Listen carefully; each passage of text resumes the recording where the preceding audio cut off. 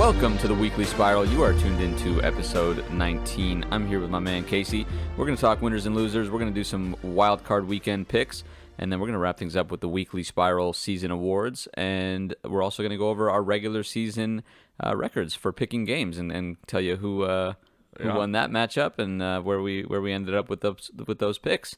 The first annual Weekly Spiral season awards. First annual Weekly Spiral awards. We're excited. We hope you are too. And let's dive right in. How you doing, Casey? I'm doing well, man. Got a first round bye for the Packers. You did, and it's pretty exciting, even though maybe we didn't deserve it. But here we are. You know what? Make it to the dance, and you never know what could happen. Exactly, and I can almost say the same thing for the Eagles. Yeah, you could. We got a home game. Yeah, look at that. Didn't deserve that either, but I'll take it, man. I'm just excited to be here, and by here I mean in the playoffs. So yeah. Things are looking up. And speaking of things looking up, let's talk about some winners from this past week. Who you got, Casey? Well, they're one of my 10 AFC teams. Oh, nice. So I know that really narrows it down for everybody. The Titans. I kind of like their uniforms. I wasn't that into them early on, like the dark blue helmets, but they're starting to grow on me. And they're growing into the playoffs now with Ryan Tannehill and A.J. Brown.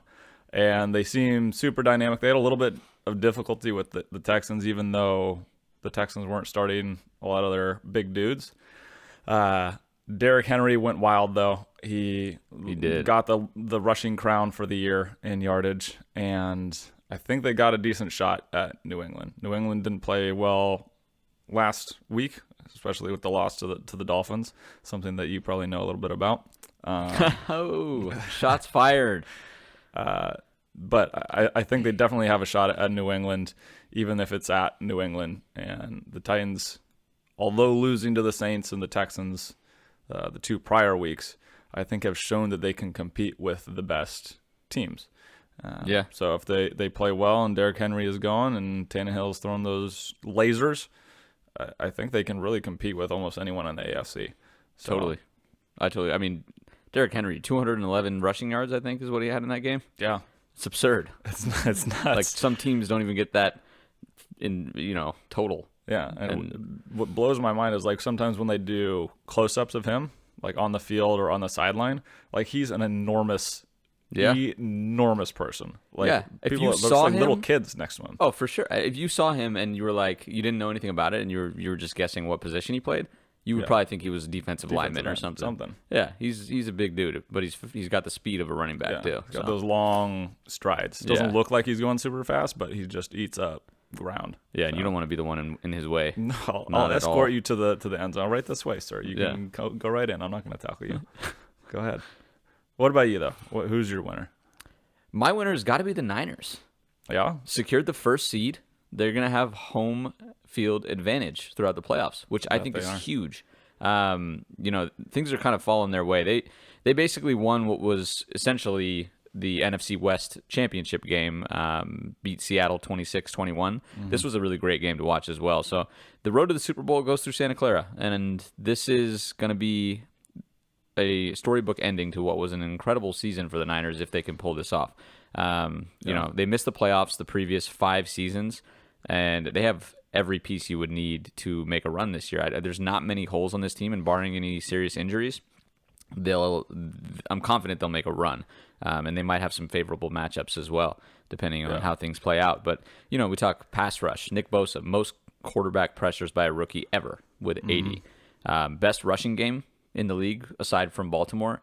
And we know, the Lamar Jackson. Yeah. So, Danger zone. They're leading everybody. I think their yards per game rushing, Baltimore has like 50 more yards per game, but that's Lamar Jackson. That's the effect that has. So outside of that, they're the best rushing team. For sure. Jimmy Garoppolo is playing very efficiently, avoiding turnovers. He's been playing really well. Deebo Samuel. Yeah. Blog post coming on him. On Deebo. Yeah. He's Rookie. Emerged, man. If he played like this the entire year the way he's playing now, I think he'd be in the Offensive Rookie of the Year conversation hands down. Yeah. I mean, he's still got something like 700 yards receiving. He's pretty dynamic. They're trying to find ways to get him the ball at any opportunity they can. And they have Kittle and Emmanuel Sanders and some really good running backs that they also need to get touches. And Shanahan's like, well, those guys are all great, but Deebo needs some touches too.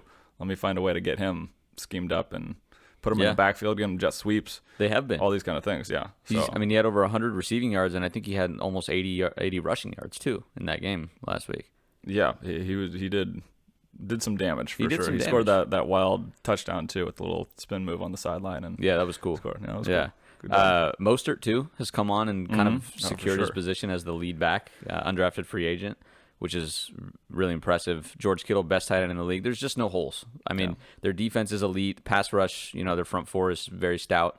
This team is poised to make a run. I think they've weathered the storm from some injuries, and they're ready to go. That's the scary thing. They're getting healthier. Exactly. Yeah, they're getting some pieces back. So, this we'll see what happens. But this team. This could be a Super Bowl caliber team. Yeah, I agree. I mean, there's a possibility that they end up playing the Eagles and then the Packers, and then they're in the Super Bowl. And, the Packers have a great record. Eagles snuck their way into the playoffs, but in my opinion, both teams have kind of underperformed expectations this year. They're a tier below, I think. Yeah, I think they're a tier below, and I'd be afraid.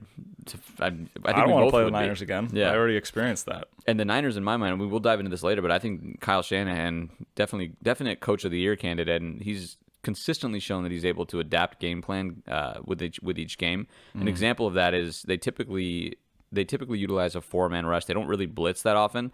Against the Seahawks, they increased their blitz rate quite a bit because they noticed a trend where Russell Wilson's statistics under pressure had been a lot worse. So versus the blitz in this game, he was 9 of 18 for 86 yards with a 63.7 passer rating.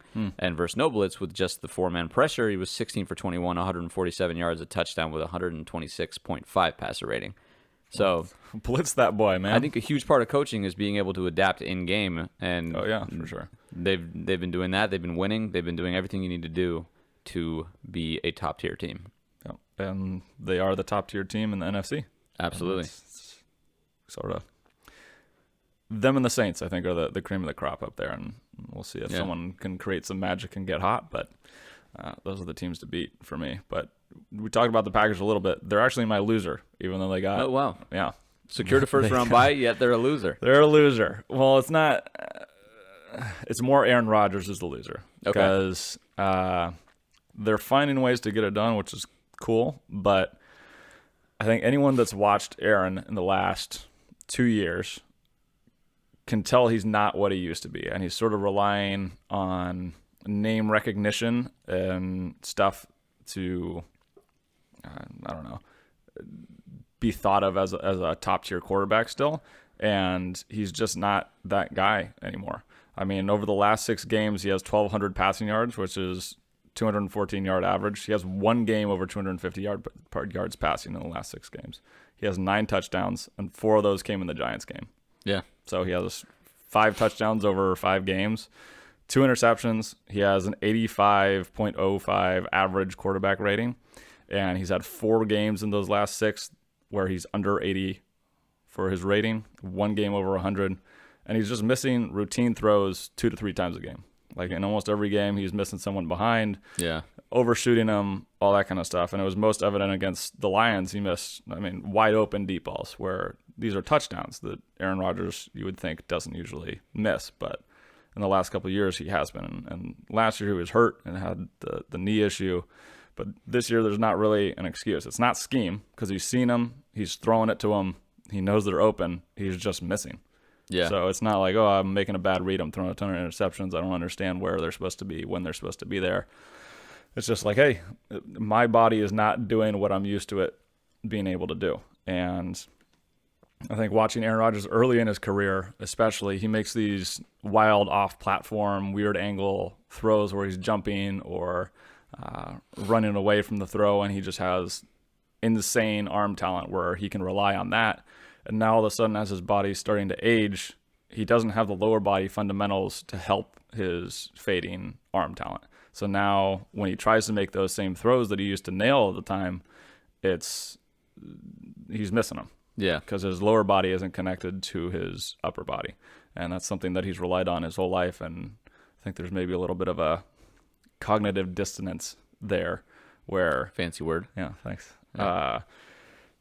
He's perhaps blaming receivers or getting upset at Matt LaFleur or receivers, and really it's him, because he's used to making all those throws, and now he's not, so he doesn't know how to reconcile that with himself, so he instead lashes out at receivers. And granted, I'm not in the locker room. I'm just reading his body language, armchair psychoanalysis there. Yeah. But it never looks like he's happy on the sideline. It looks like he's always yelling at someone or telling someone to do something. And, well, dude, he was wide open. Like, regardless of whether that angle of his post route or whatever was correct or incorrect, that's the track he's running on. You see him wide open, and you're missing. Yeah. So whether he's doing it incorrectly or not, running the route incorrectly or not, you still see him in his trajectory, and that's something you got to hit. So, yeah. Not super impressed with him. We'll see if he can turn it on. He has one or two passes a game that's old vintage Aaron Rodgers, but overall, it's just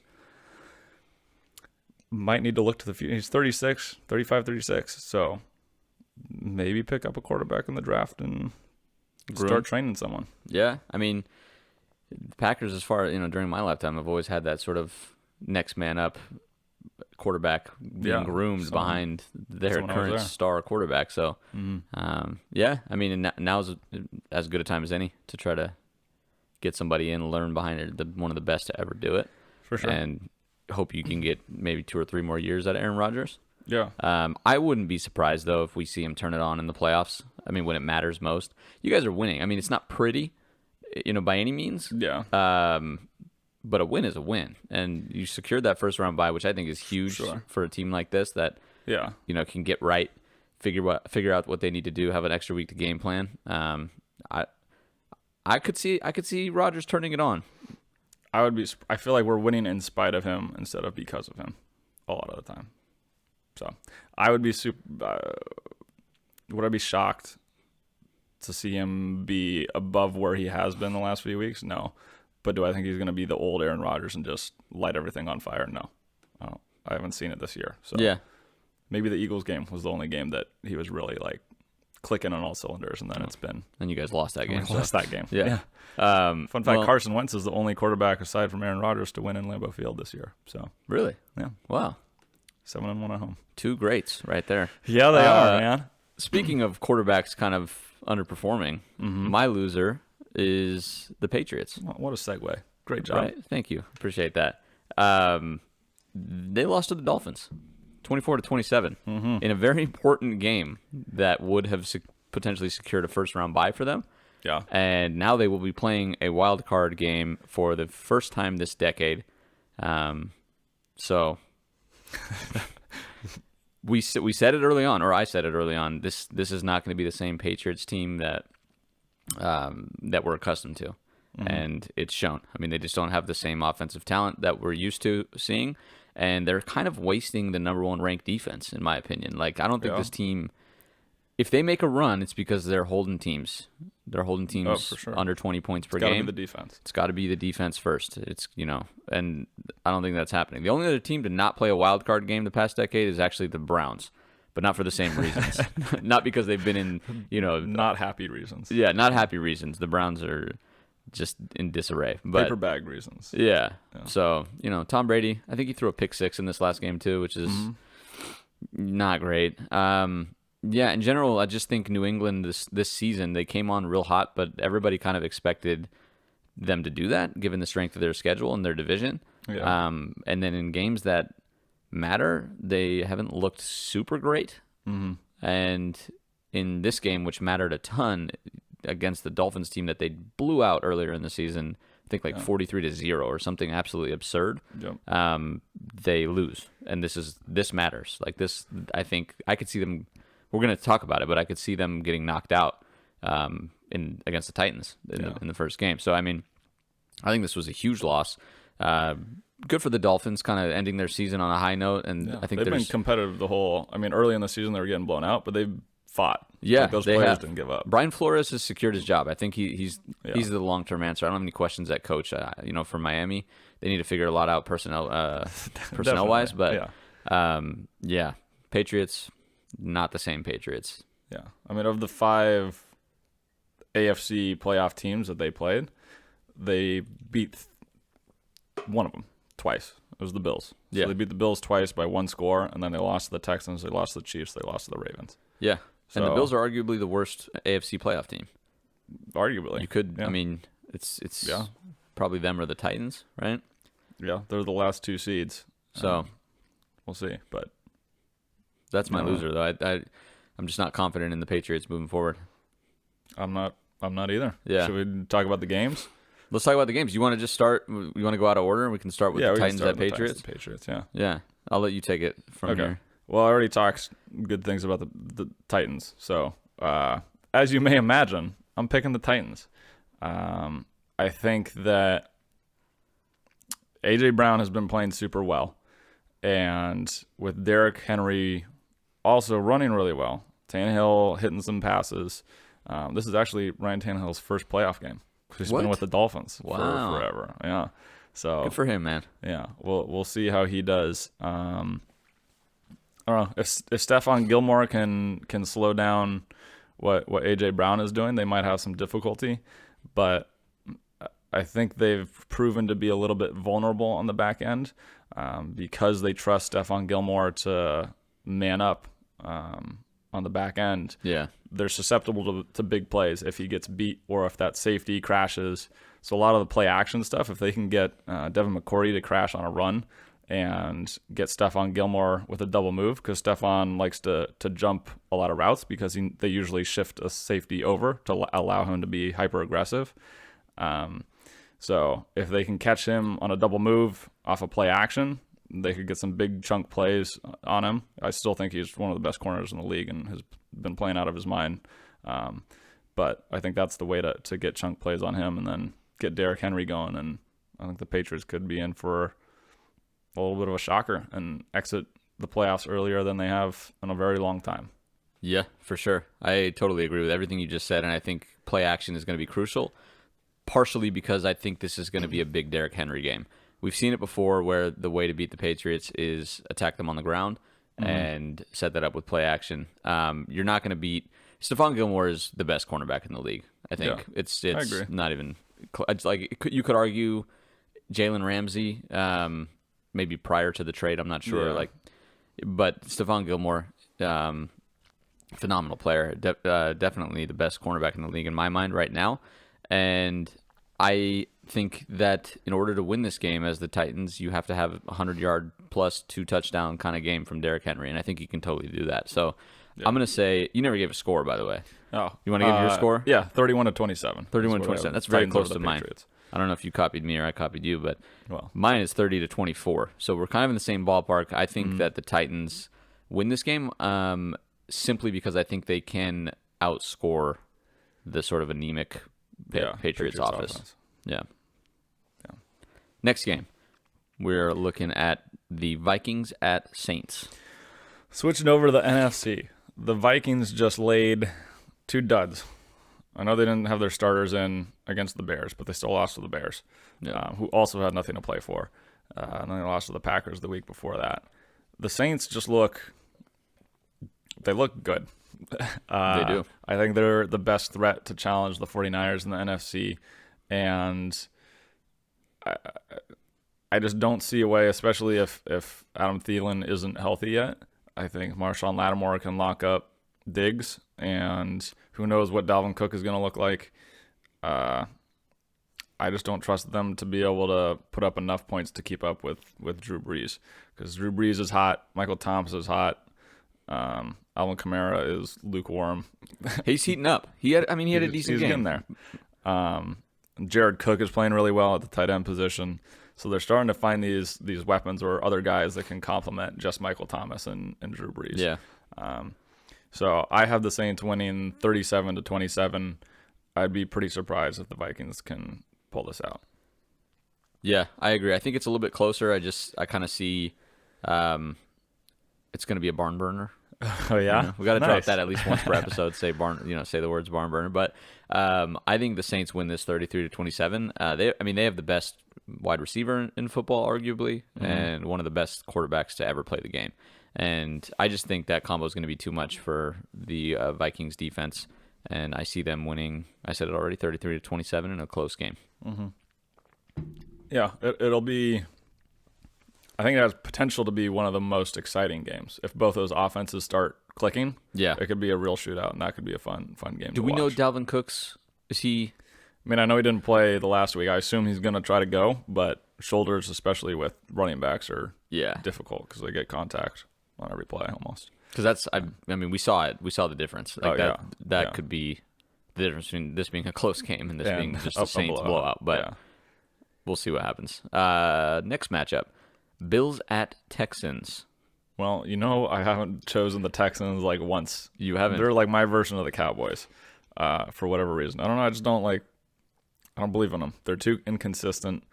Deshaun Watson is good, and then he's average. He's not like the consistent guy that you want to carry your team week in and week out. DeAndre Hopkins is awesome.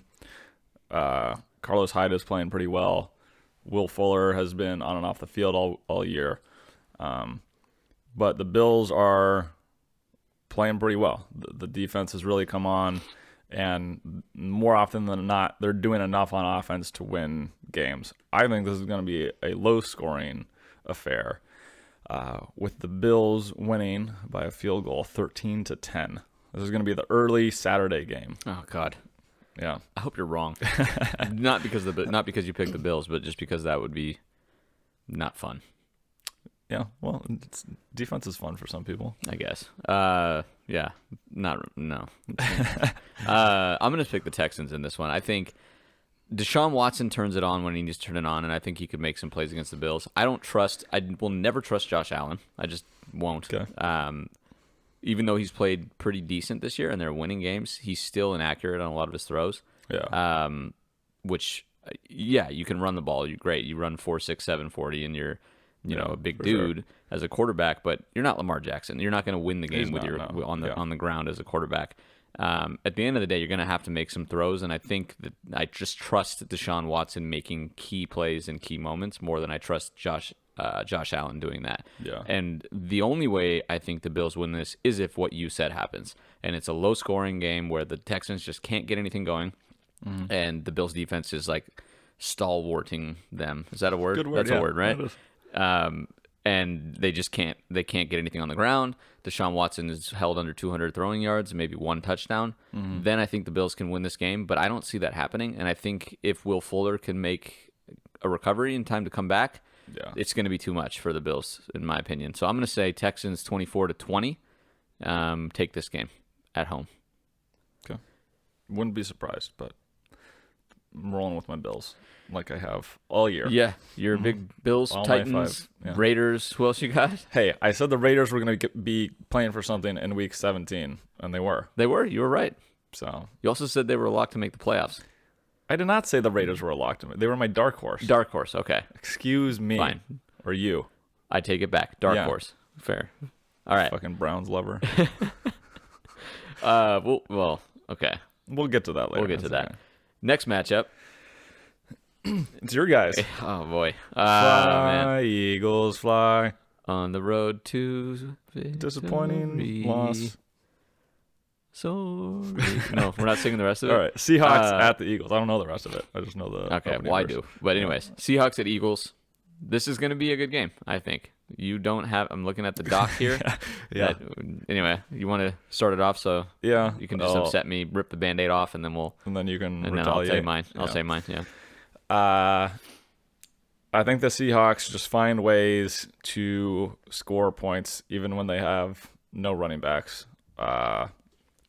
Tyler Lockett, DK Metcalf, Russell Wilson is sort of all they have. Will Disley. And they just find ways to score points. It doesn't always look pretty. They're not the best games. They've won a ton of one-score games all year. But the biggest issue for me is the Eagles being able to score on offense, sort of like the Patriots having issues. And it's no fault of Carson Wentz. He's been playing really well. They just don't have a lot of pieces around him right now because they're all banged up. Miles Sanders went out this last game. Yeah. So you're on Boston Scott, and I don't even know who's behind him. Do you have a Jordan Howard's healthy. Oh, Jordan Howard's good. Yeah, he just hasn't been getting touches. We roll with the hot hand a lot of times, and it's been Boston Scott. Boston Miles Scott's Sanders. hot. He did. Yeah. Scored a couple touchdowns. He did. So I just don't I don't see the Eagles being able to sustain offense consistently enough to keep the game close throughout. And if you get behind, then you could get in a lot of trouble if you turn one-dimensional with your passing game with B-level receivers, which is what you have right now. Is Zach Ertz playing? He has a broken rib. He's out for the rest of the season. He has a broken rib, which I think then in turn lacerated his kidney. So he is not playing the rest of the season. But Dallas Goedert, top 10 tight end in this league. I'll give him top 10. Top 10. He's been playing well, but you just keep losing guys, and you can only sustain that for so long. It's been awesome. Really good coaching job by Doug Peterson to get you guys to this point. But I think you're just sort of running out of bodies at this point. I got the Seahawks winning 27-10. All right. This team has persevered through the most injuries out of any team this year, with 13 people being placed on IR, 13 key players. Yeah. Not 13 scrubs, 13 like actual players. There was a receiver on the field in the last game against the Giants that I didn't even know. I've never even seen. It was a practice squad guy we called up. It's next man up mentality, and it's worked. Boston Scott, 3 touchdowns in that game. Did anybody even know his name last season? No. Exactly. So I think this team has showed that through all injuries, through every question, they can persevere, they can play hard, and they can be in any game. And I understand, the issues with the offense not scoring, and that has, in my opinion, sort of been remedied in the past few weeks. We've scored over 30 points out of 2 of the last 3 games. Granted, they're not super tough teams like the Seahawks, but I feel like there's some chemistry being developed between Carson Wentz and these guys that we found on the street, and they're starting to get a groove and get things going. Miles Sanders is a big part of that. So if he can play, that's going to be a big factor. But Boston Scott has also been very productive. I see this as a very close matchup. We played the Seahawks earlier this year very competitively. I think it was 19-10, and we had a few turnovers that were big factors in that game. We held the Seahawks to, I think, around 10 to 14 points, somewhere around there for most of the game. So if our defense can show up, we're getting Derek Barnett back. So if we can get pressure, if we can adapt, which has been a big issue with our coaching, especially on the defensive side, we've held very, very firm to the principles that he put in place, wide 9, all that. If he can adapt, understand that, like we said earlier, blitzing works well against Russell Wilson sometimes, and make the right calls. I think we have every chance to win this game. Is it going to be extremely difficult? Absolutely. Seahawks are 12-4 for a reason. They're a phenomenal team. So this is going to be a super close game. I could see it going either way. Got to pick my Eagles, though. There's just no situation in which I wouldn't. And Carson Wentz, first Eagles quarterback ever to throw 4,000 yards in a season. Surprising. Quietly having a good season. Yeah. I know. Isn't that surprising? Like you'd think Donovan McNabb, Michael Vick, these other good quarterbacks. Yeah. First quarterback to ever throw 4,000 yards in a season. Congrats, he probably would have done it the year that he was MVP in the MVP conversation before he tore everything in his leg. But he did it this year, and I think hopefully this is sort of what we see moving forward in terms of growth from him. He's still relatively young, and I think he can turn it on, and we can still be competitive moving forward in future seasons. But I think we have every chance to win this game. But it's going to be a good one. I think this could be the closest game this week. Okay. In terms of excitement and just score, like this could be the closest matchup. All right. So I'm going to say 24-23. Eagles take this. That is close. That's as close as you can get. Yeah. I think this also has the potential to be the least close of. Well, I know by your prediction, 27-10. Yeah. Thank you. Jeez. Well, I'm just trying to give them some more bulletin board material. Don't forget it's a home game for the Eagles too. Yeah. You're probably going to be home underdogs in this game. I think so, but I mean, break out by the betting lines and everything. Masks. Yeah, but people will. Yeah, yeah, and rightfully so. Giants won the Super Bowl with a 9-7 record. There you go. You said it earlier. You just need a ticket to the dance, and then see what happens. Yeah. But those are going to wrap up the wild card weekend picks, and from there, let's dive into the weekly Spiral Awards. Bum ba dum dum dum dum dum dum. We didn't agree on that. That's what you got. So we have a few awards. We're going to talk about the biggest surprise from both the team and player perspective from this past season. The biggest disappointment. Excuse me. You're a disappointment. I'm a disappointment at this point. Yeah. Disappointment from a team and player perspective. And then we're going to talk about what we thought was the best game of the year and the worst game of the year and why. And the predictions as far as MVP, Defensive Player of the Year, Offensive Player of the Year, all those. And lastly, we're going to share with you our record recap, meaning like the picks that we've made, have they been correct, and how many were correct and how many were not in terms of win or loss, and who finished on top there. So let's dive right in from the top. So, biggest surprise. You want to say this one? Yeah, the Niners. I think they've got to be the team. They hadn't had a winning record in a couple of years. Had some 5 years. Yeah, 5 years. It's a while to not have a winning record. And Jimmy G got hurt last year, and it seemed like stuff was always popping up for him, as far as injury goes or bad luck, whatever it may be during the season. And this year, it sort of all started to come together. And those picks that they used when they were bad are starting to play really well. Definitely helps. And now they have opened their Super Bowl window. And we'll see how long that stays open. But I think nobody expected them to be the number 1 seed in the NFC going into the year. Not at all. I think people probably had them missing the playoffs. A lot of people did. And that defense has been super impressive. George Kittle has been a monster. They got enough on offense to get going with Emmanuel Sanders. That trade looks really good now. And the run game's nasty, and they're a really good team. Yeah, I don't think a lot of people expected that. So biggest surprise goes to the Niners. Biggest surprise for a player, for me, and I think we agree on this, is Lamar Jackson. Probably the MVP. Broke QB rushing records in a season held by Michael Vick. 3,000 throwing yards, 36 throwing touchdowns, 1,200 rushing yards, which is more than most running backs get. 7 rushing touchdowns. So from a total perspective, as far as yards, 4,200 yards from scrimmage and 43 total touchdowns.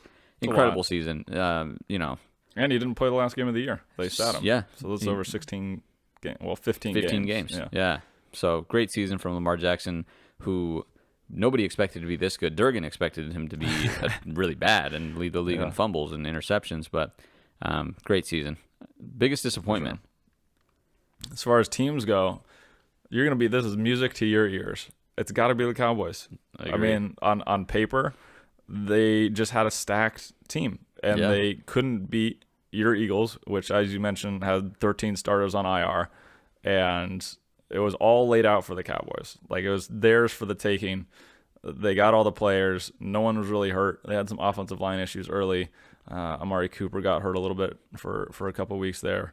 But for the most part, they were healthy, and they were just underachieving. Yeah. And I think that goes back to Jason Garrett, and I know it's really sad news to you that he might be on his way out, and the Cowboys might have a competent coach. But I would love for them to keep Jason Garrett and just be stuck in this mediocrity bubble that they're in, but hey, man. Well, the only person with more seasons finishing 8-8 than Jason Garrett? Jason Garrett has 4. Okay. Do you have a wild guess? Who's perennially known as being a very average coach? Are they currently employed? No. Huh. Hit me. I don't know. Jeff Fisher. Oh, yeah. Jeff Fisher. The man of mediocrity. He's like himself. The opposite of a quarterback guru. Yes, he is. So I think he's probably done. Jerry Jones says he wants to marinate on the decision. He wants to wait 24 to 48 hours. They've apparently met, and no decision has been forthcoming at the time of recording, but I think the writing's on the wall. Let's be real. Marinate means he's seeing where interest lies with other potential head coaches, right? Mm-hmm. I mean, you're seeing basically if there's somebody out there who's better than Jason Garrett. Yeah. And if there is, peace out, Jason Garrett, right? Yeah. That's what marinate means. Jerry Jones, I mean, That's smart, though. You don't want to, can your dude if you can't get anyone that you think is better. Yeah. And I mean, the Cowboys, we've mentioned this many times, they've finished top 10 in a lot of stats from team stats this year. They if you saw the stats and didn't see the record, you would think this was a 10-6 minimum team. Yeah, and for sure. they lost. Yeah, but games. they smoked the Redskins in a meaningless game. They so that's did. pretty cool. They They played did. their best game of the year when it didn't matter. Yeah. I remember when it flashed to Jerry Jones watching the Eagles game in his box too, realizing Does his depression make you happy? that this game means nothing that he's sitting at watching. Yeah, it did. It did. Player, most disappointing. I think it's got to be Baker Mayfield. He regressed in every category except yards, but he played 2 more games this season than the last season. So he was expected to improve. And you'd think with the added weapons and this team on paper being stacked that he would have had a much better season than he did last year. And he did not in every category. Yards per game, touchdowns, interceptions, all worse. So, in my opinion, huge disappointment. I thought Baker Mayfield was going to further improve and become a legit starting quarterback. And we'll see what happens. I mean, the Browns just fired Freddie Kitchens and John Dorsey, and they're searching for their 12th head coach and 10th general manager since returning to the NFL in 1999, which I think is most in the league. So maybe they can find some consistency and he'll improve his play. Maybe. I feel like they've got a lot of pieces. They just need someone to put it all together and help them out. Someone then that's maybe a little bit more experienced as far as play calling and has some experience. Josh McDaniels maybe or something. I'm sure we'll talk about it in the offseason as those hires get going. Mike McCarthy maybe? Yeah. We'll see. Best game of the year? Well, I think the Saints have been involved in 2 of the best games I agree. of the year. The Week 1 game against Houston, and then for me, the most exciting game was the one in Week 14 against the Niners, where the Niners won 48-46 at New Orleans. Potential NFC Championship preview. That was a wild game, back and forth, high scoring. And then George Kittle decided to be a fucking monster and carried 3 people with him for a few extra yards and get a face mask and set up the winning field goal. And the Niners just found a way to get it done. But it was exciting. It was back and forth the whole time, trading scores sort of from the get-go. Yeah. And there was just some really good football. Not great defensive football, but it was really good offensive football. Yeah. I think I remember Sherman after the game was, that meme of the high school kid being like, they had us in the first half. Yeah. And Sherman was like, they had us in the first half, and you know what? They had us in the second half too. But we're lucky that our offense played well and won the game for us. Yeah. So they got torched on defense, but found a way to win, and that's what makes a balanced, good team. Yeah. Being able to win in different ways. And that was just a really fun game to watch. Like it was as a viewer, that was a great game. The Seahawks-Niners game earlier too was fun. Yeah, it was like 27-24 Seahawks won that one. Yeah, that was a fun one too. Yeah. Worst game of the year. This one has some personal. There's some personal reasons behind this one, but I'll say it and then I'll let Casey elaborate on it. I think it also involves the Niners. It's Packers versus Niners, 37-8 from Week 12. Packers loss in this one. I don't remember that happening. I don't know. Oh, no, you blacked out? You I just think blanked like it out of your memory? Week 12 in the NFL just didn't happen. Yeah. They postponed it. Well, I'll explain then. The reason is because we decided to go to this game in person, and we expected a competitive game between the Packers and the Niners, and it was the exact opposite of that. Starting Yes, from it the was. first play, I think, of the game. Fumbled in your own territory, right? It wasn't the first play, but it was the first drive. First drive, yeah. So, worst game of the year for Casey. For me, definitely. But that's something that you bill as a super competitive Sunday night game against 2 teams. I think we were like 8-2 at the time, and going into that, you would think like, oh, this is going to be a really good game. 2 premier teams, and then the Packers just pooped themselves, and it was really pretty lopsided. There wasn't any spurts of life. None whatsoever. Yeah, that was unfortunate, but it was sad. It's all right. They play again next year. We'll see what happens. Yeah, maybe in the playoffs as well. Yeah. Oh, that's true. All right. Now let's give our predictions for NFL awards. We'll just run through these quick, and just kind of maybe we can look back at these later and see how accurate we were. But MVP, Lamar Jackson. We talked about it before. I think that's got to be it. Yeah. Defensive Player of the Year. What do you think? Stephon Gilmore, I think there was a couple players during the year that had an opportunity to sort of run away with it. Aaron Donald or Nick Bosa were both playing really well in spurts, and then they tailed off. But Stephon Gilmore has been pretty consistent all year. Had a number of interceptions, touchdowns. He gave up like 1 touchdown all year. Yeah. It's just really impressive. And I don't remember when the last time a defensive back won Defensive Player of the Year. I feel like it's usually a guy that gets sacks. I don't know. Stuff like that. Maybe it's like Charles Woodson or something. It might be. I feel like it was probably a while ago. We can look that up. Offensive Player of the Year. I'm going to say Michael Thomas. Yeah, I would be okay with that. Yeah. He's had a phenomenal season. Let's go on to the Rookies of the Year. Offensive Rookie of the Year.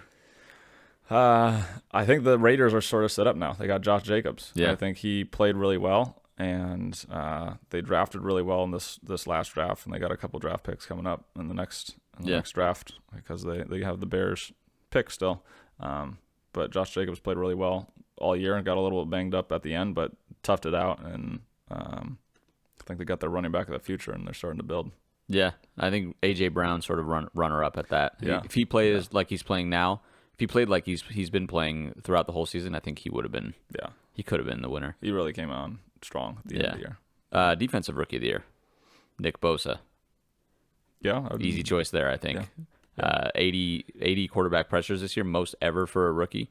So he's setting records. He was in the Defensive Player of the Year conversation if he didn't slow down a little bit. So Defensive Rookie of the Year. I don't think anyone's ever played up to him. Maybe was Devin Bush. Oh yeah, he's been playing well too. But I think we got to go Nick Bosa. Yeah, especially I think people tend to lean towards the successful teams too, or teams that are in the playoffs. And if the Steelers had made it, maybe. But I think you got to give it to Nick Bosa. Yep. Coach of the Year. Well, you had a little segment on this earlier, and you chose Kyle Shanahan, and I think that's now that they've secured the number 1 seed. I think he's got it. I mean, it's impressive what John Harbaugh has done on the other side, and even Sean McDermott in Buffalo. But like we talked about before, the Niners are a big surprise team. The improvement they've accomplished, and the offensive power that they have with the running game, passing game, all that stuff, I think it's got to be Kyle. Yeah. Yep, I'd agree. Kyle Shanahan, Coach of the Year. And lastly, Executive of the Year. I think I'm going to go Eric DeCosta, who is the GM of the Baltimore Ravens.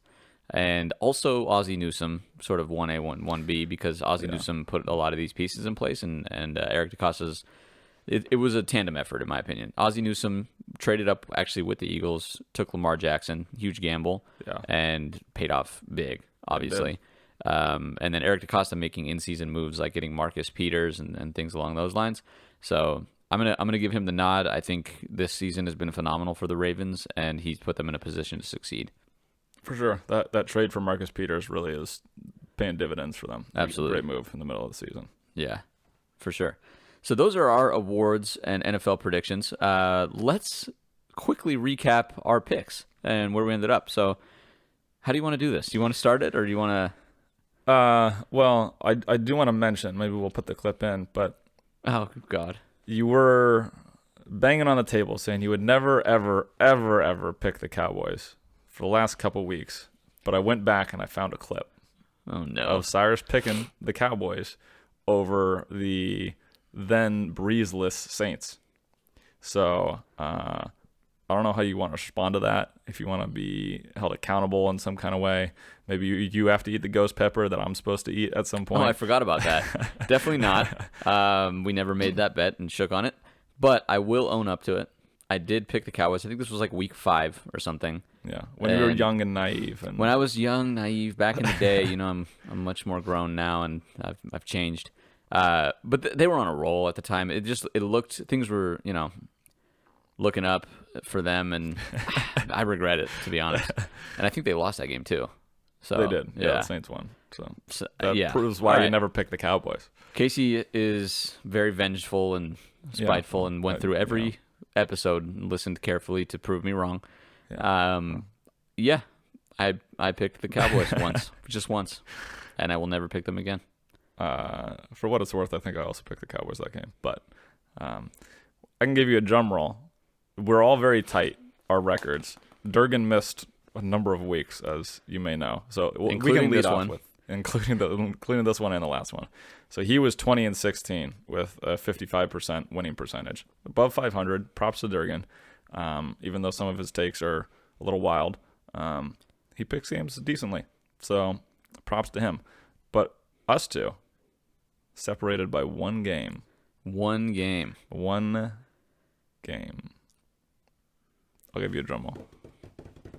You want me to say it? Yeah.